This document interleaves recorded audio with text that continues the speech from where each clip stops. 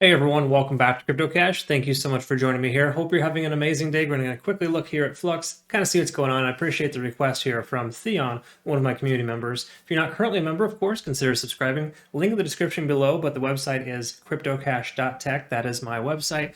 And it's still being built, but bear in mind you do have access to the Trading Academy and a lot of good resources, of course. So if you're new to the channel, maybe consider looking at that and see if you like it. It's pretty cool actually. I offer signals for every single trade that I take. We communicate open with our group, and we got a lot of really awesome admins, and it's just a really cool experience. So check that out in your own time.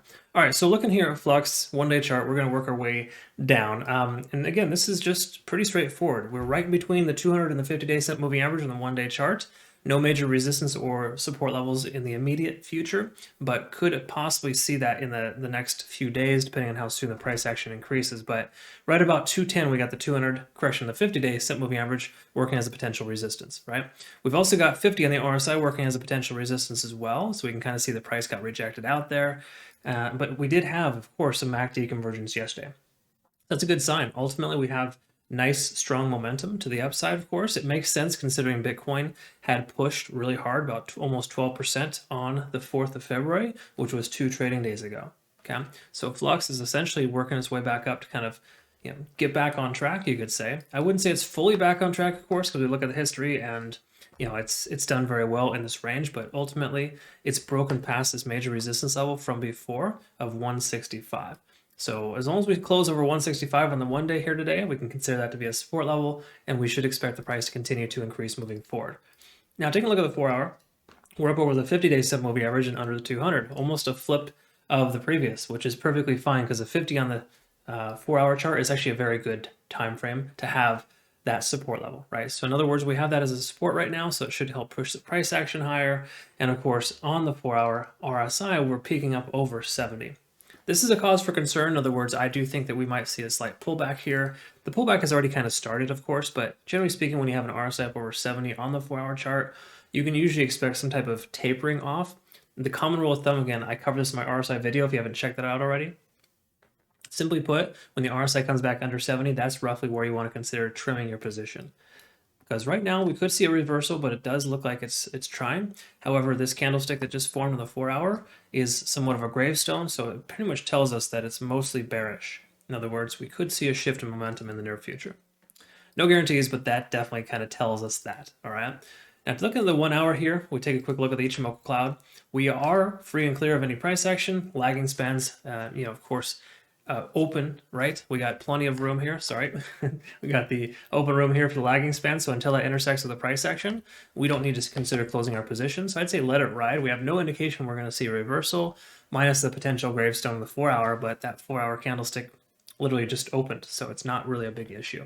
Okay, so again, I wouldn't overread into the 4 hour time frame. The midterm looks decent, looks kind of like it's just averaging itself out, and the macro looks like there's more potential for the upside.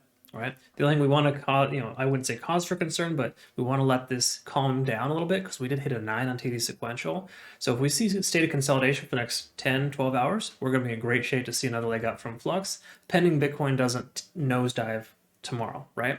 Now, I don't think we're going to see a tremendous decrease in price from Bitcoin, but I do think that 40,000 is likely going to be the next bottom, right? That'll be the next lower high, and essentially it'll be, or sorry, higher low rather, and that'll actually be a really good indication of a baseline, a good place to kind of consolidate and to add to our position. So I'd say DCA closer to 40,000 for Bitcoin's ideal, and what that means for us here is if Flux were to kind of correct itself, it'd be very similar. It'll come down here to about 165 and come back up.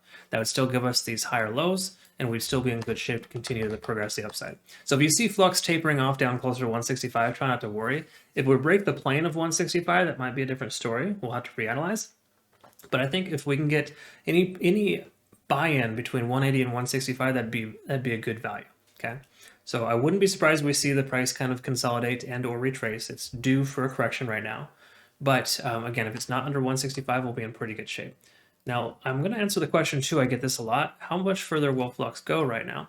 And this is a kind of a better case scenario, but just say if Flux were to continue, right, in the same progression here as the last 3 trading days, it's up approximately 34%. So if we're to get that 34% increase, of course, that'd be a diminished return of 25%.